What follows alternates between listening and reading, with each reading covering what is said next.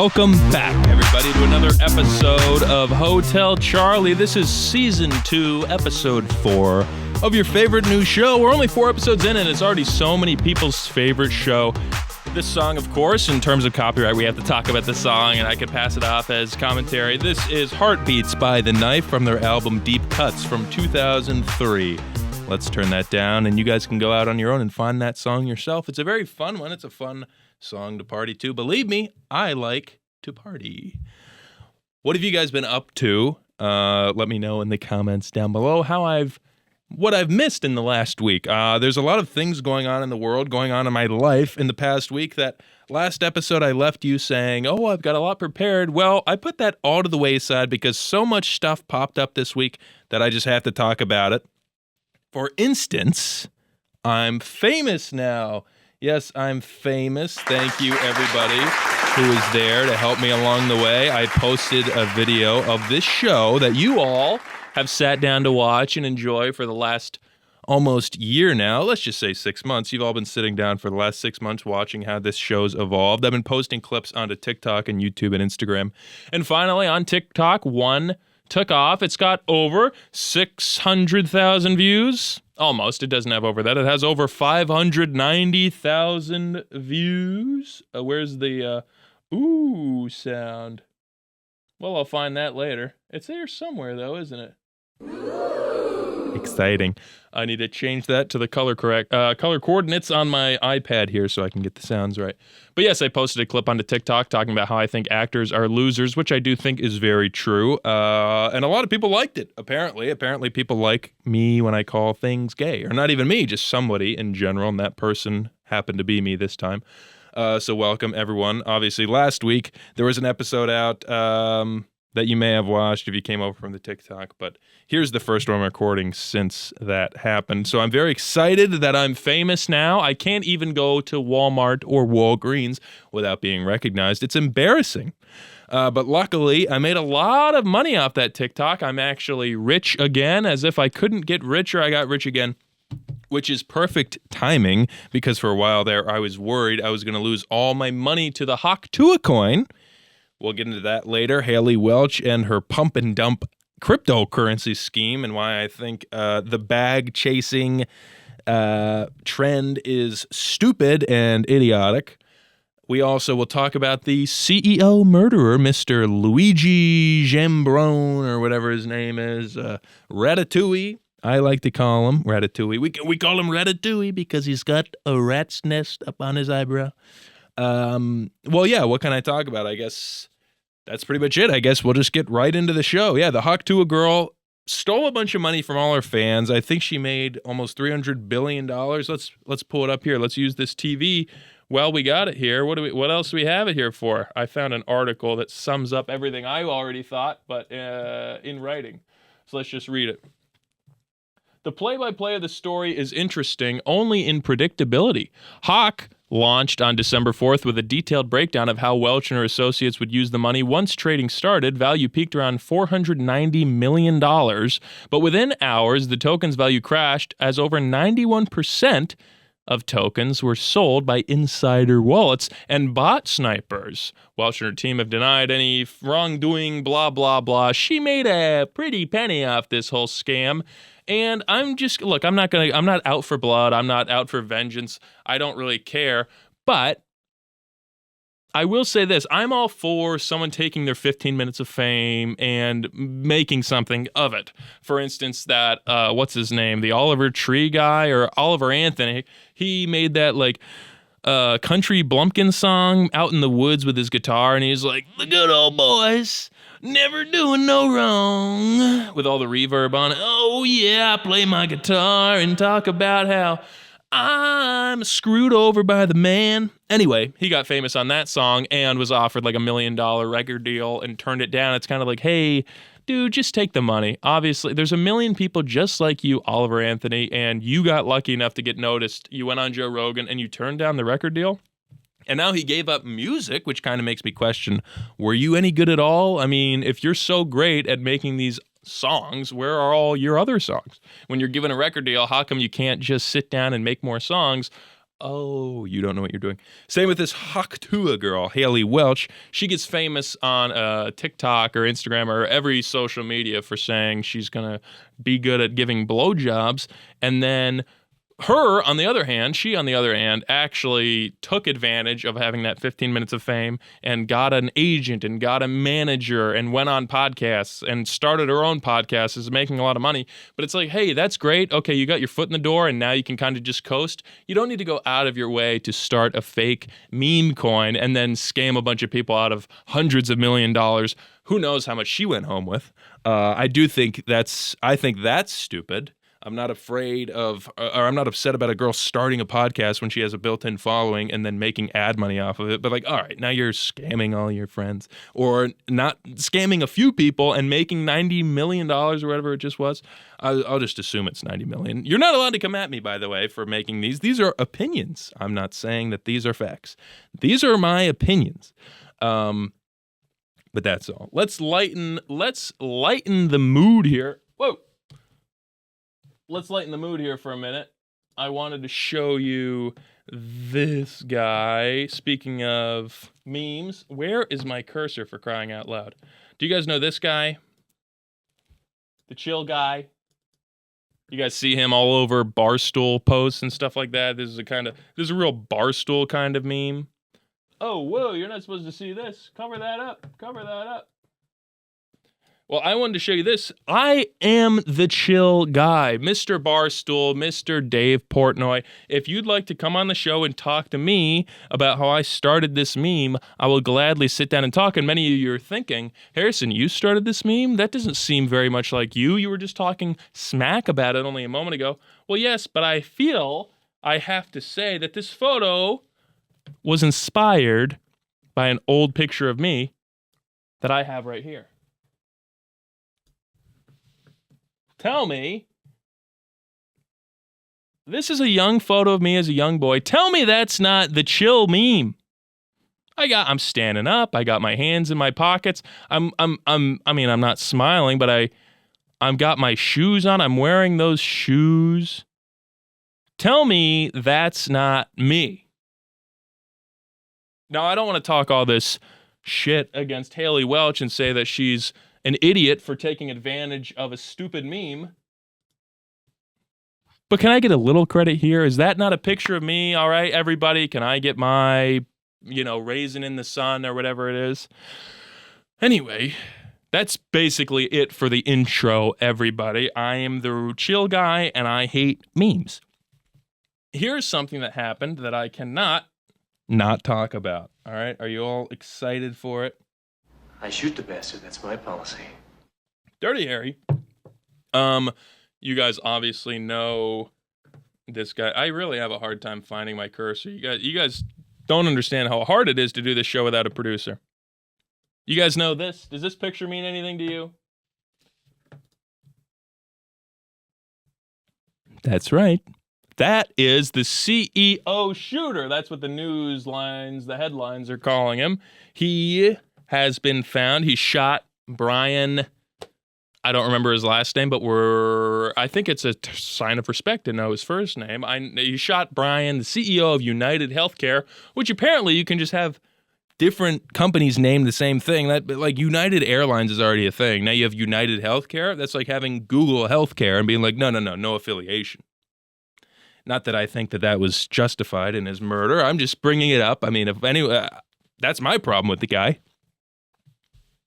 Anyway, he was found, of course, in Pennsylvania, good old Pennsylvania, over in like Altoona. I have a feeling he was trying to talk up some college girls over at IUP. I know with my time at Penn State, which is not too far from the town of Altoona, that if you go on Tinder anywhere near central Pennsylvania, you're going to get some IUP gals. And for everyone not in the area, do a quick Google search of IUP sororities, and you will never see a more beautiful woman in your life. I promise you. It's something I've said for years amongst close friends of mine, but now I have this show to talk about it. Girls that go to the Indiana University of Pennsylvania are the most beautiful women in at least the state, but I would argue the entire country, and maybe even the world. This is that guy now. You only got to see the back of his head. But this is him now. He's very angry because he was caught at a McDonald's, which no one would like to be doing. Or no one would like to be caught at a McDonald's because that's embarrassing. I'm a big fan of McDonald's. I might have told you guys about the Mega Mac, the sandwich I invented, which is a Big Mac, and then you take out the middle Big Mac bun and replace it with an entire McChicken. That's something I invented. I'm a big fan of McDonald's. I think it gets a bad rep. I like shitty food. But here's my take on Luigi Mangione. I think he's a rich kid who feels so guilty about having a privileged life that he, in turn, took it upon himself to say, I'm the only one that could do something like this. I think this murder of this healthcare CEO is out of guilt of how well off this guy is. Let's see a picture of his house, shall we? This is from Realtor.com. This home was sold for $865,000. Now, this doesn't look like anything crazy. I don't know why it's worth $865,000, but it is. And his dad is a rich guy, and his uncle works in Maryland as a politician, and his sister's a head doctor at some company. I have a feeling, because I know people like this, because I went to college, and you're introduced to a lot of people like this, I have a feeling this guy feels so guilty about his life and what he's been able to do, and he's able to take trips, and he's able to be a doctor, or a coder, or he went to UPenn, and he went to private school his entire life. And out of that guilt of not knowing any people on the other side of the tracks, he feels like he has to do something crazy to get the attention of these people who he feels so bad that he doesn't get liked by. Because if anyone actually met this guy, any people who he seemed to be fighting for on behalf of, or when he killed the CEO, anyone that actually would interact with this guy would go like, dude, we hate you too, you know? Everyone who he's fighting for hates him, so he had to do this thing, and it kind of worked. You go on Twitter, and everyone's applauding him, saying, thank you for murdering that guy. That was so cool of you. Look, I'm not here fighting for health care, or I'm not going to sit here and be like, no, we actually need privatized health care. I have no opinion on it because I'm an idiot. But murder? I mean, that seems a little crazy, don't you guys think? Murder? I mean, all of a sudden, like, I know Twitter's a cesspool and everything, but all of a sudden, everyone on Twitter is just like, we actually really like murdering people because they're our enemies. It's like, all right, can we relax for a second? Can we relax? When, or at least, hey, I missed the memo when we were all on the side of murdering people who we disagreed with. I mean, hey, have a sit-down conversation with him with a gun in his face. That'll get the message across. You don't have to kill him. You shot him in the back and then ran away. And then you were too stupid to get rid of any of your stuff. And then you got caught in Pennsylvania. Why didn't you just get caught? I don't know. A lot of things don't add up to me. But police, if you'd like to hear me out, I think that's the motive.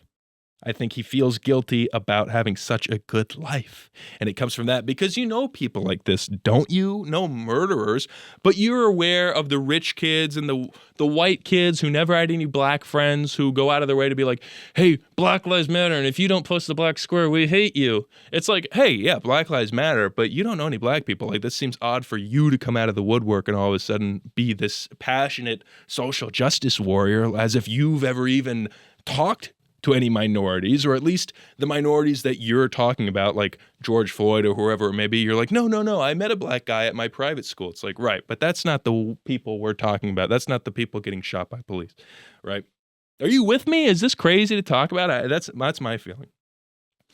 Luckily, this man was caught soon after the investigation. Police thought, or a lot of people speculated, that this guy was long gone halfway to Belize by now because the first 48 hours had already passed. And everyone says, if you've seen that show, that the first 48 is the most important.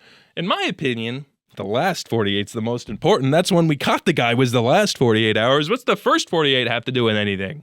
You know what I mean? What did I have written here? I did something else. Oh, I will say this about this fella. I don't want to take too much of a staunch stance on murder, but it is funny that things like this used to happen a lot more often, and I'm talking like the 1500s, like Guy Fawkes. He's the guy who like blew up that church or killed that priest or whatever it was. We all know the mask, the Guy Fawkes mask, the V for Vendetta mask. Like, the Pope used to have executioners. If anyone talked up against Catholicism, you would just be murdered. Like, this sort of thing used to happen all the time. I'm not for it. I'm not for the murder of CEOs or anybody in this day and age, but it is kind of weird. Like, when did that finally turn where we stopped doing like, hey, 40 paces to the left and we'll turn and shoot, we'll have a duel? You know what I mean? Like, there were still presidents alive, Aaron Burr, who would do duels, and just like, you would just murder a guy for having a disagreement. I don't know exactly when that changed, but this guy's keeping the tradition alive. I don't think I'm a fan, actually, by the way. I have one more point about this.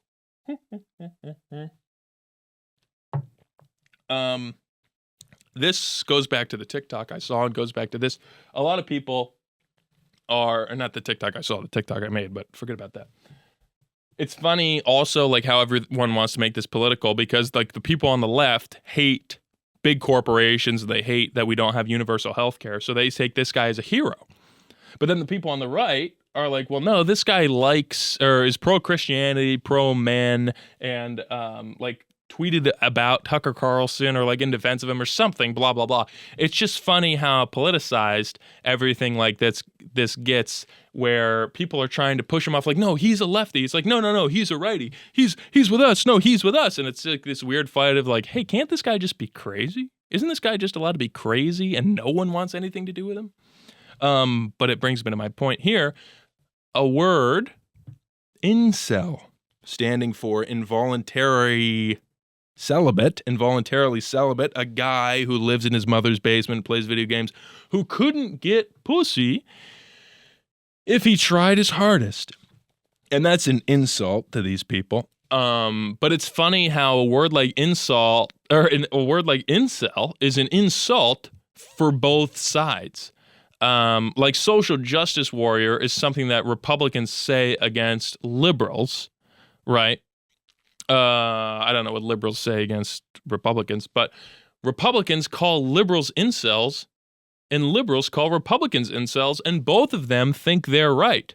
For instance, that's why I brought up about the TikTok. There was only a few mean comments in that TikTok, but I read every single one because I was so interested in seeing what people had to say about me. And one of them did say, well, this guy's just an incel on a podcast. And it's like, that's just a thing people say now without really thinking about what it says. Like, oh, this guy just doesn't get any pussy. It's like, what are you talking about? The video it's made had nothing to do with girls or anything, but it's just funny that a guy you disagree with is just automatically like, well, he just doesn't get any pussy and he's probably just angry. It's like, okay. But it's funny how that's used on both sides. That's pretty much my entire thought process on the word incel. I just find it odd that that's a term used by both sides for the other side, and they both don't see the humor, and that they're both wrong most of the time about it. Incel. That's pretty much all I had about Luigi Mangione, other than he's a hunk and he could have just stayed in school and done his work and he would have been completely fine. But like I said, he had to kill that guy out of anger. I don't really know. Unless the CIA had something to do with it, in which case, well, then we're all screwed, I guess. What else happened in the news? Did you guys see that the new Fortnite OG is back, everybody? Fortnite OG, where's the gun sound? I should have sat down and researched my soundboard. That way I know all the sounds of all these things I'm playing. Fortnite, the game that got me through high school, the game that kind of got me through college, the game that, kind of got me to now, is back, and it's back with its original map, and guys like Ninja and Nick A30 and Tim the Tapman, they're getting back on going, hey, we're going to be rich again, everybody. Well, I sat down with my friends to play on the original map of Fortnite, and let me tell you this, it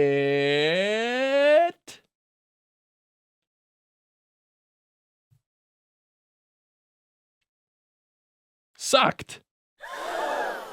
It sucked. I can't find the booing sound anywhere. Where are any of these sounds at?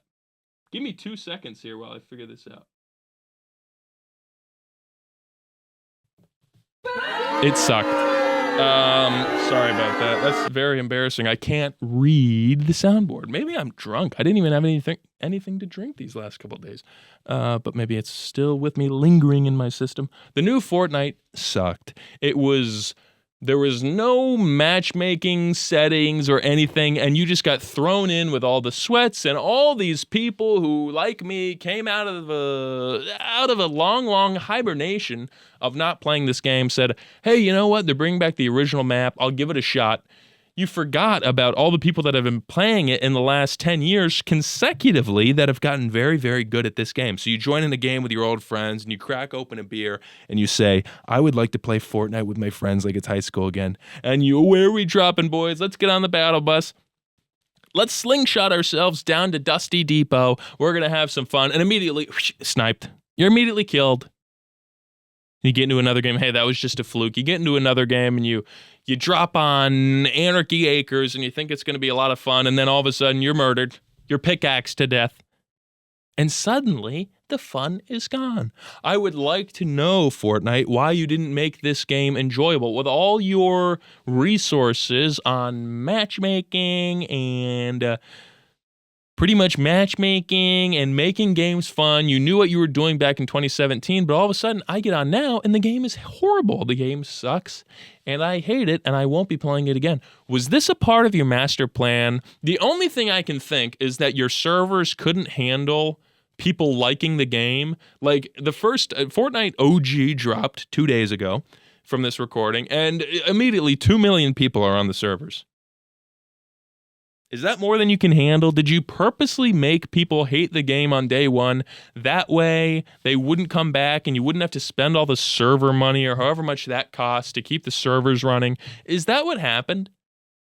Because that's the only thing I can think. Because other than that, all you did was get all your loyal fans. Well, not loyal, but your fans that had Fortnite in their hearts with rose-tinted glasses on from their days in high school. All you did was piss them off, and now none of them want to play it, like me. What was the point of that? Just to make us upset? I don't know. I'm taking a drink.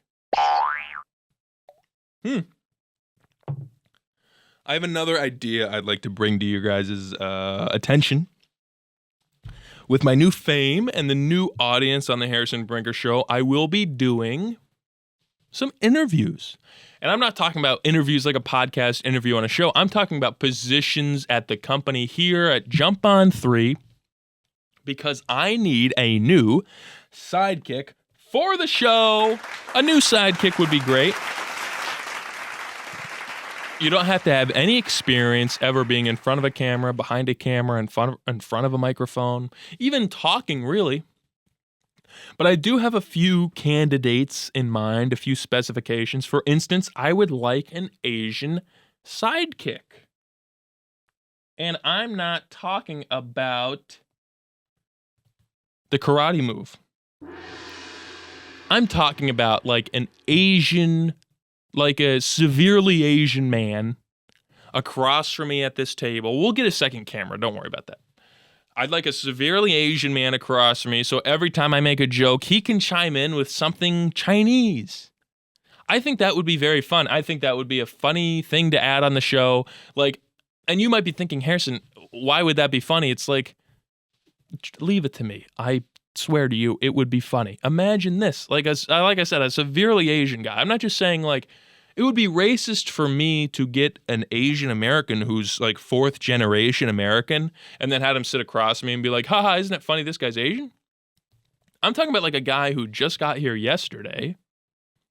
And then I sit here and do the show and then we just hear him chime in with whatever him chime in might be his name is what I was trying to say.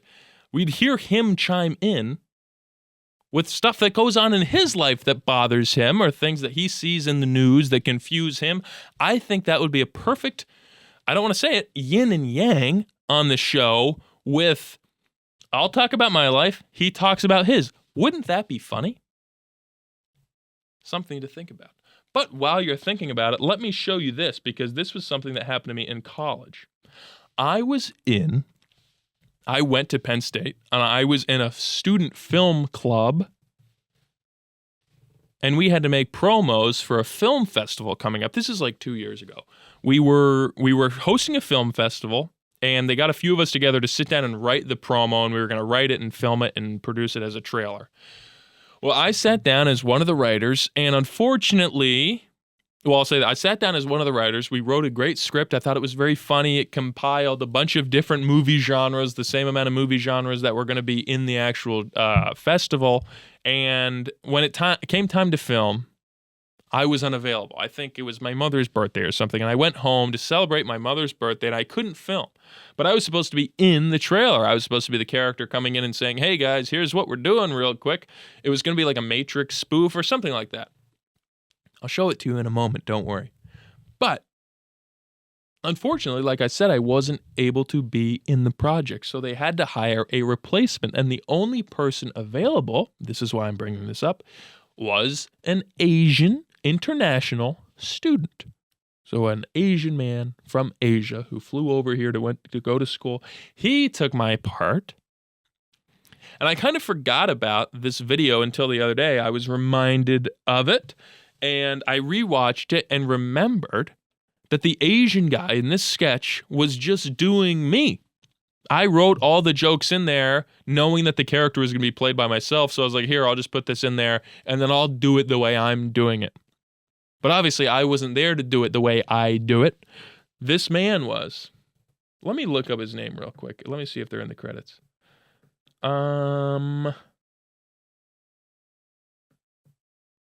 Well, there's a few Asian names in here, and they're not listed with the character names, and I don't want to assume what his name is. But you'll know exactly what I'm talking about in only a few seconds here. This is the trailer that eventually was produced and presented for the festival. These are my friends, and you guys will see in a second.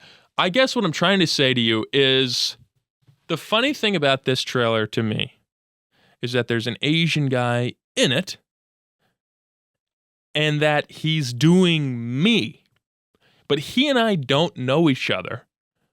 So he's just reading the lines.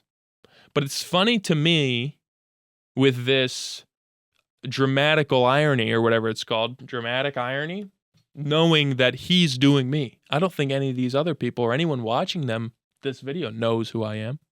I put it off for long enough, but I'll show it to you now. This is an Asian guy pretending to be me without knowing it.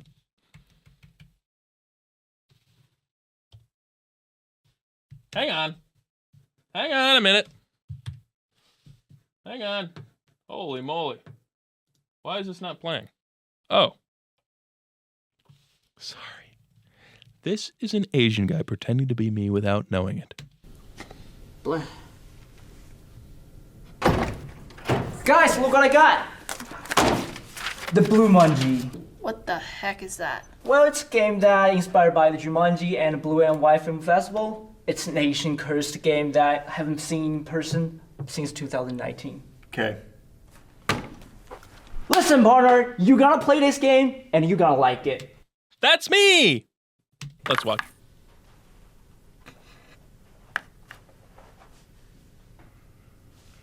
What now? What the heck is going on? For the thing of comedy, timing, that's why it took a while. They have sounds like I do. Do you guys hear that? Why? Moving on. Where did these come from? It's from a movie. Anything had happened. Can I You keep can see this? the artifact thing. Look You can out. see the artifact thing. Wow. I guess not.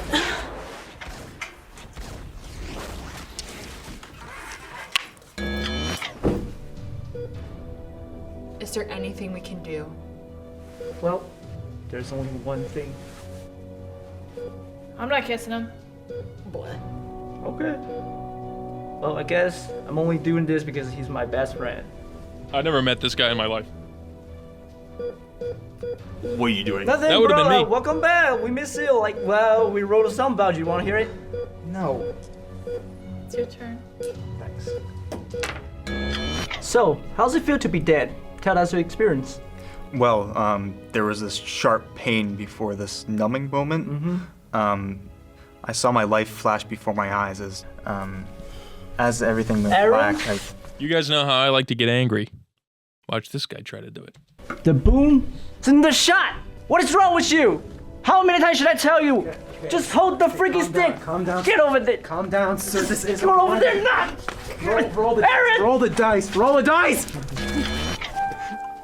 All right, we can skip it. But you guys get the idea here. Also, I realized halfway through that I had my cardigan buttoned up. What do you guys think of my shirt? This is custom made. Would anyone like to buy one? I'll sell it to you. Send me an Instagram DM at Brinker Harrison. But that was all. That's the kind of guy I'm looking for, I guess, is what I'm trying to say, is this fella right here.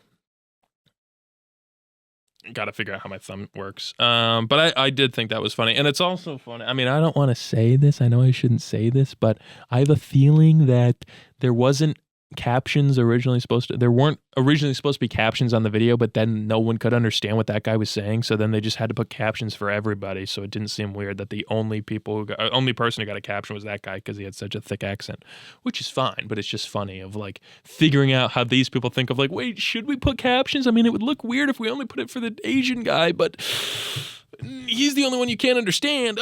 Let's just put it for everybody. Just put it for the Asian guy. We're all aware that he's the only one you can't understand talking. Whatever. Anyway, that was fun. We're about half an hour into the show. We're halfway through. How's everybody feeling? Oh, come on. Oh, you're bummed out? You're having a bad time? Well, I've got some more things to show you. I do want to talk about this. I was at my grandparents' house for Thanksgiving 2 weeks ago. And I was there for multiple days, so every night we had a nice dinner. But the one night we had a kind of cheap out, like kind of leisurely dinner. We just ordered a couple Little Caesars hot and readies and brought them home. And Colin and my family and my grandparents, we all sat down, just kind of intermittently ate pieces of pizza. But I sat down at the dining room table, and I was wearing not this hat, but a hat. And I went to eat my pizza, and I was scolded by my grandmother where she told me, you have to take your hat off at the table.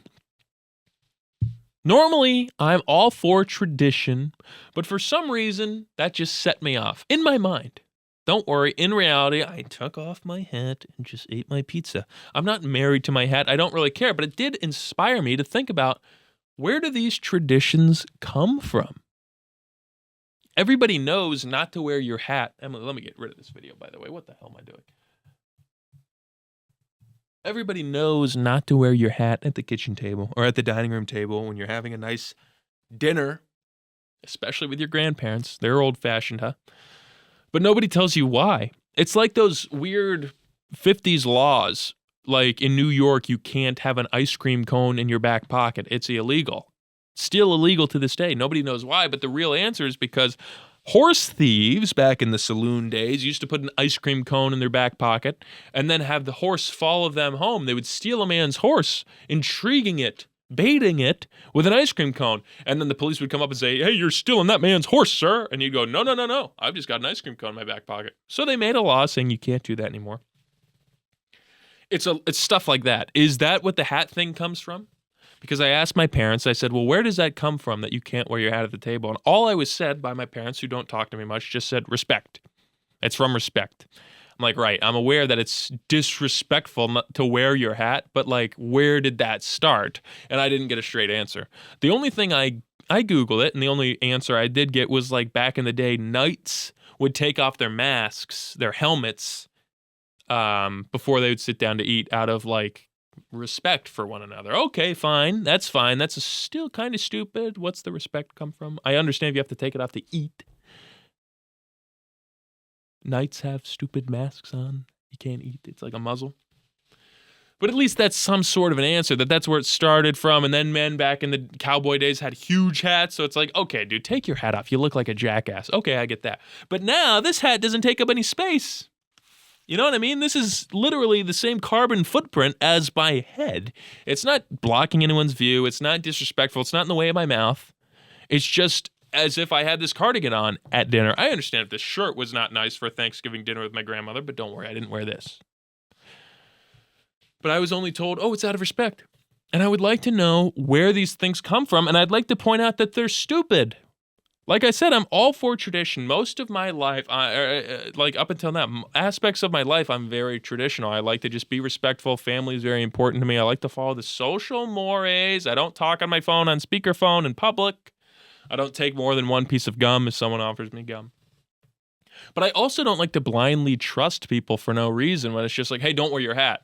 It's like, look, in reality, I've got no problem taking it off, but tell me why. I don't get why. And I think it's stupid for you to be so passionate saying you better do it or it's disrespectful when you don't even know why it's rude. There's nothing inherently rude about it other than some guy came up with a rule saying it's rude if you don't, and now you're just going, it's rude if you don't. Okay, then take it off. And I think it's dumb. I have other ones written here, like picking food out of your teeth. If I'm eating beef jerky on a long car ride and then I get to your house and then I have a piece of beef jerky stuck and I go, oh, got it. Don't be mad at me when I pick it out of my teeth. And definitely don't be mad at me when I eat the piece of beef jerky that was in my mouth. If you go, oh, that's disgusting, explain to me why. It was in my mouth. If I took it out with my tongue after 10 hours of working at it, you wouldn't be disgusted. You certainly have an argument if I shit it out and then popped it back in. That is disgusting, but that's not what I did. What else do I have here? Chivalry. Giving up your space on the subway for a woman. Why is that respectful? Now, this is where it gets controversial, and I have to say again, I do these things. I am respectful. I hold the door open for people. I get up on a crowded bus if there's someone waiting for a seat, a woman or a child waiting for a seat, but I don't know why. Maybe it was different during the Titanic days when men were the only ones who were allowed to work. So it's like, hey, we're expendable. We're the ones who go to war. You better get home so that you can keep making babies and providing for the family, and you find another husband and you take care of our kids. That was an argument. But now women don't do that. In fact, they're angry at that idea of you saying, hey, you better just stay home with the kids. So is that what chivalry was for? Was it just because men were expendable and women weren't? But now we've pushed so hard to make sure that women are the exact same as men. So do we still need to do the chivalrous stuff? Like I said, hey, before you come after me, I still do the chivalrous stuff. But I think there's at least an argument there. Like fighting a woman. Everyone knows you don't ever hit a woman, and believe me, I never have. This is not me alluding to anything, any sort of guilt. I don't hit women. I wouldn't hit a woman. And everyone agrees that that's a wrong thing to do to hit a woman. But I think that rule came out of the time when women were defenseless and had no way to defend against themselves, and their abusive husband would come home and smack them around. But now, women are UFC fighters. So it's like, well, can I at least hit Ronda Rousey? Can I at least punch her? She's scary. And if she starts yelling at me, I don't have to go, wait, she's a woman. She can hit me in the head 100 times and kill me, give me a concussion. It's like, I feel like I should at least be allowed to hit back. Ronda Rousey? And I'm saying that stupidly because that's just the one person everyone's like, oh, you don't think women are strong? You ever heard of Ronda Rousey? I'm like, oh yeah, you mean the one? The one woman that everyone apparently agrees is the only strong one around? I think my mother's strong. How about you guys? What'd you get your mothers for Christmas? I got mine boxing gloves. I like being rude, I guess is my point.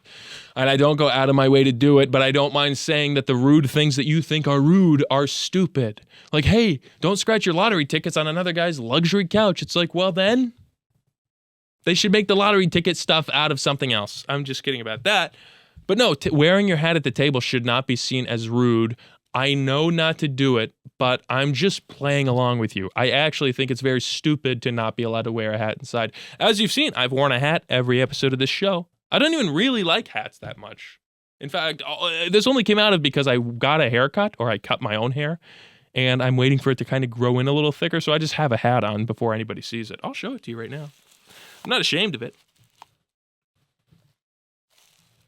I think I look fine. But I've just been wearing hats. So it rubbed me the wrong way when it was like, take your hat off. It's like, I'm not that guy. I don't even wear hats in public. But whatever. I guess I'll take it off because we're eating Little Caesars, hot and ready pepperonis. So I got to pay my respects. I do have a question though. When you say the blessing, or at least if you're the grandparent, I mean, I say the blessing. I'm a nice Catholic boy, but are you guys, at least when you're with your grandparents and they say grace and they close their eyes and put their hands together, do you have to do that for leftovers? I think that's a good question. We already ate this turkey yesterday for Thanksgiving. Now we're eating leftovers. We have to say the blessing again? We already blessed it, and we made it. I will say the blessing when I wake up in the morning and God prepared me a dinner. I'd go, thank you, God, for making me this dinner. But if I go to Chick-fil-A and the guy behind the counter, the fry cook, makes me a chicken sandwich, thank you, God. Thank you, Dennis. Dennis made me the sandwich. Here's a few traditions, though. Don't get me wrong. I'm not anti-tradition. Here's a few that I'd like to bring back. Like getting dressed up on airplanes. This is your captain speaking. We're about to crash. I finally knew where the airplane sound was. Getting dressed up on airplanes. One moment here. I don't fly a lot, but when I fly, I wear a shirt and tie at the very least because it's respectful, because flying is a very cool thing to do. If I go to a late night McDonald's run, I don't wear my pajamas on McDonald's. I think I could get away with it because McDonald's is a shithole. But I don't think flying is a shithole. I don't think airplanes are shitholes. I don't think airports are shitholes. You're trying your best, society, to turn them into one. But they're the coolest places we've ever made as a society. And then you have people coming in there wearing flip-flops and sweatpants going, oh, time to relax. It's like, no, you shouldn't need an iPad on a flight. You should just have the window open and just staring the entire time. Taking in the amazing feat that is flying. And I'll tell you this if you don't believe me, the flight crew likes it.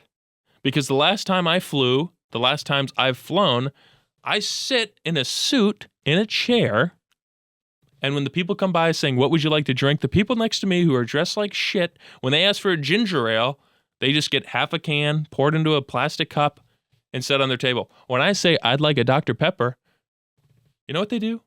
They don't think twice. They don't pick up a cup. They pick up a can, crack it open, and set the entire can. I'm just telling you what I've experienced. When I go on a plane dressed up, the flight crew gives me hellos and goodbyes, and they give me full soda cans, which is the only thing they can do to show a guy like me, hey, we like you more than anybody else. And I appreciate it. And I'm sure they appreciate it for saying, hey, thank you, by the way. First of all, maybe they hate being dressed up, but they have to wear their collared shirts and their vest and their airplane pin. Maybe they hate it. Maybe it's just out of that, where they're like, hey, at least I know I'm not alone. Or maybe they're like me and they're looking back fondly on the tradition of flying where you'd go in a shirt and tie and wearing a dress like you're going to church for Christmas Eve.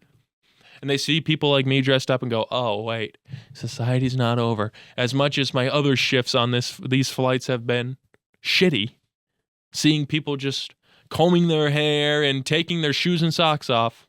At least I have a guy like this who's so uncomfortable in that suit, I know he couldn't even bother taking it off because it's so tight on him and so uncomfortable. Like, you know how awkward it would be to take a suit jacket off on a flight? It's not coming off, don't worry. I also miss the days when you didn't tell people who you voted for. Do you guys remember this? I mean, I'm only 23, but I still fondly remember 2008 when nobody knew what their neighbor believed. Nobody knew if they were voting for Obama or McCain. But now all of a sudden, everyone has to know that. I don't like it.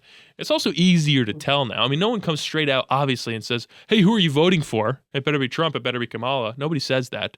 But it's just like the way people carry themselves, you can just tell now. Unless, for some reason, the only thing that doesn't happen with is mass shooters, where you have to spend like 4 months trying to decide, was this guy a Republican or a Democrat? But other than that, everyone's sitting down going, what kind of movies do you like? And you're like, oh, I like Quentin Tarantino and Christopher Nolan and mostly Dumb and Dumber I like and blah, blah, blah. And then it's just like, oh, that sounds like a lot of white men, right? This guy doesn't have any diversity in his movie likings. It's like, oh, well, sorry, I'm white. I don't know. As a kid, I liked Dumb and Dumber. I don't know what to tell you. That's happened to me, by the way. Because I was in a film class and someone brought up In Living Color and I said, yeah, Jim Carrey's funny. And someone, or yeah, I loved Jim Carrey as a kid. And they were like, oh, really? You only like the white guy in Living Color? I'm like, dude, now you're calling an 8-year-old a racist because he saw the only white guy in Living Color and went, hey, I'm the only white guy. Or I'm like that. I can relate to him the most. Sorry. How come we have shows like Dora if that's not expected of young children? You know what I mean? Anyway, but out of conversation, you can tell who people are voting for. Like if they say the R word or their sense of humor, you can kind of just tell like, oh, this guy voted Trump. Or this guy voted Kamala. I hate that. I wish it went back to the way things were when you could have a neighbor and you'd both share each other's lawnmowers. And if he voted Kamala and you voted Trump, you could at least go, well, you owe me my lawnmower. But now the liberals, they keep their lawnmowers. And they give them away to migrants on the other side of the border for free. And then you're waiting there saying, can I have my lawnmower back? And they go, well, that was never really yours. That was kind of like everybody's. And I distributed it to the less fortunate. Oh, thank you for doing that on my behalf. Anyway, granted, of course, this all comes out of traditions, having problems with traditions. Granted, these all come from old people. And let's remember, guys, old people used to murder people at public executions at town hall, give them public electrocutions because they were false. This man was falsely accused of touching the sheriff's daughter or whatever. So they would just take them all, string him up and then tie him to an electric chair and freaking fry the guy. So these are the people you're listening to when you go, oh, I love tradition. It's like, really? You don't like that one? That reminds me of a joke I have where I was playing Call of Duty and my grandfather walked in on me and said, you shouldn't be playing these games. Young kids playing these war games are the reason the world's messed up. I go, well, Grandpa, this game's based on a war that you fought in. Nobody thinks about that, do they? No, they don't. I would like to say one last thing. I'll show you this. I would like to do one last thing. This is a nice palate cleanser after we're getting controversial on this show. I want to talk to you about... Where's my mouse? I would like to talk to you about songs that I believe sound like one another. I told you the other day that I posted a TikTok that got famous, and every time I clicked on a comment notification saying you got a new comment, I would click on it, and the video would start playing. The song in the background was Sunshine of Your Love by Cream. And after a while, I noticed something about Sunshine of Your Love by Cream. Do you know this song? Let's play it for you.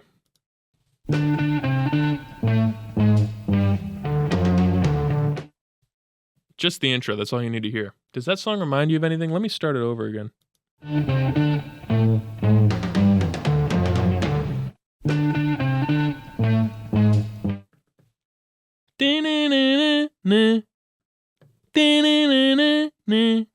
Does that remind you of anything? Let's hear it again. Whoa, whoa, whoa, whoa.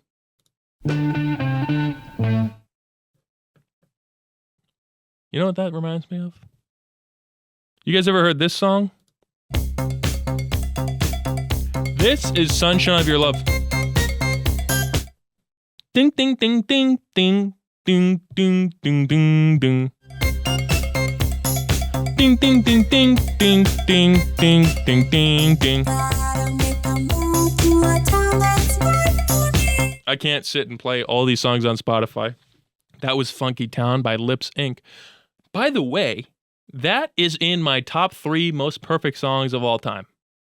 Now, I'm not saying that I listen to it every day. I'm not saying it's a favorite of mine. What I will say is there's nothing wrong with that song, and it's always guaranteed to put you in a good mood. Let's skip to the middle of it just to prove it. Who could hate that? But now let me play them again. Do you notice what I'm saying?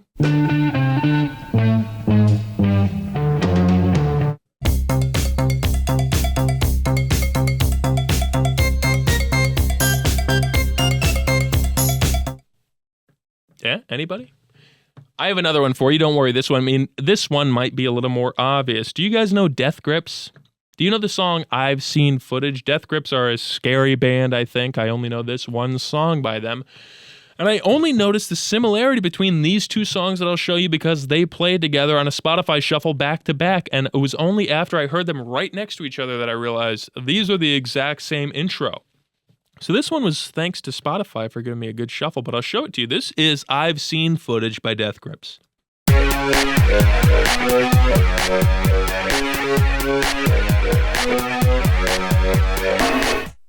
That's the beginning. Well, do you guys know the Stranglers? They're like an old British band from the 60s. They had that song, Golden Brown.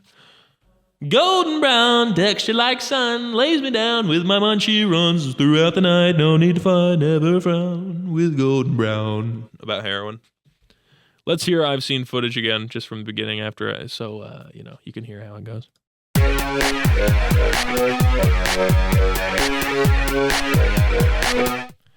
This is the beginning to a song by the Stranglers called Get a Grip on Yourself.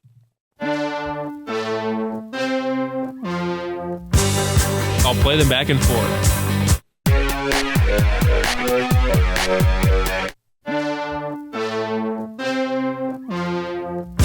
Now, obviously, one is electronic dub, blah, blah, blah, blah, and the other one is like an accordion, but they sound the same. Isn't that funny? Isn't that funny how these things kind of work? That's all I really have about that. And we've been going for 51 minutes. That might be all I have about the show. I know this one kind of... I hit a lot of marks on this show, but let me know in the comments below how you feel about that. Should I just stick to one topic per episode? I mean, generally, I'd like to be in charge of what happens on this show, but obviously, if people in the comments make it to the entire episode and say, hey, here's what I liked, here's what I didn't like, I'm not going to be upset by that. I'm not going to be offended. I'm going to be grateful, saying, hey, thank you for letting me know how to improve. After all, if this show ever makes money, I'll owe it to you, the viewer, the guy watching the ads eventually on the video, and in a way, you're kind of my boss. So as much as I hope people sit down and like me enough for me that they'll just watch the stuff I make, obviously, if you have any critiques, let me know. I'll sit down and read them, and I'll take them to heart, and I'll involve them on the next episode or episodes to come. So please let me know if there's anything I could improve on. Although I think this episode was fun. I think the only thing I'm thinking about is just there was a lot going on, and it went by very fast. We've been going for 52 minutes now. But please let me know if there's anything at all you'd like me to know, or even how much you loved this episode, and say, please, Harrison, don't change anything. We liked how you talked about the news, and you talked about memes, and you showed us an old picture. You showed us an old video that you were involved with. Let me know if you enjoyed it. I guess that's all I have to say. The last thing I'll say, is officially now that video of Colin and me remembering our travels across America as we drove from Utah to Pennsylvania. We sat down in Colin's apartment for an hour, 2 hours actually. We broke it down into two parts. Part one is officially uploaded onto Patreon. So if you like this show and you'd like to see more stuff that goes on behind the scenes, and you'd like to hear what Colin and I are like behind the scenes with each other, the mischievous stuff we get into while we've been alone in the car for a week driving across America, please check it out. Right now, the Patreon is only $1 a month. That's not that much. I don't even want to say it's as much as a cup of coffee. You could do it for 5 months, and that's as much as a cup of coffee. I don't even know how much coffee costs. But $1 is certainly cheaper than a cup of coffee. So if you're interested, and not only, maybe you hate Colin and me sitting down in his apartment. You don't want to hear about it. But if you want to support the channel for only $1 a month, at least, you can go over to the Patreon and check it out. And don't worry, part one is up now, but part two will be soon. And maybe by the time this comes out, part two will already be up there. I'm not sure. Probably not. I'll probably wait another week before I upload it. But part two will be out soon. And who knows what's next as what's to come onto the Patreon. Obviously, we're going to have Hotel Charlie episodes come out on YouTube every week. Maybe eventually on the Patreon. Like, for instance, right now I'm recording this. It's Wednesday morning. Technically, it's since past midnight. This is Tuesday night. Midnight happened. Now it's technically Wednesday. This episode will be edited by Thursday. Maybe on the Patreon, I can start posting these episodes as soon as they're ready onto the Patreon, but not officially onto YouTube until Saturday. I'm just spitballing here, but don't worry. The Patreon will have things on it for you. At the very least, though, it's a way to support the channel. So that was a 2-minute spiel about the Patreon, and that's all I will keep saying about it because I know you want to get out of here, and that's pretty much everything I have anyway. So without any further ado, thank you, of course, for joining for episode 4 of Hotel Charlie. I can't wait for next week's episode. Bye, everybody. Bye.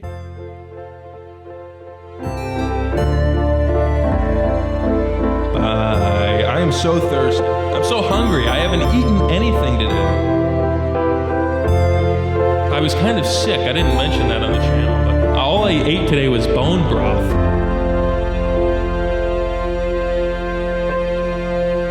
I'm gonna go up and have a hard-boiled egg. Bye.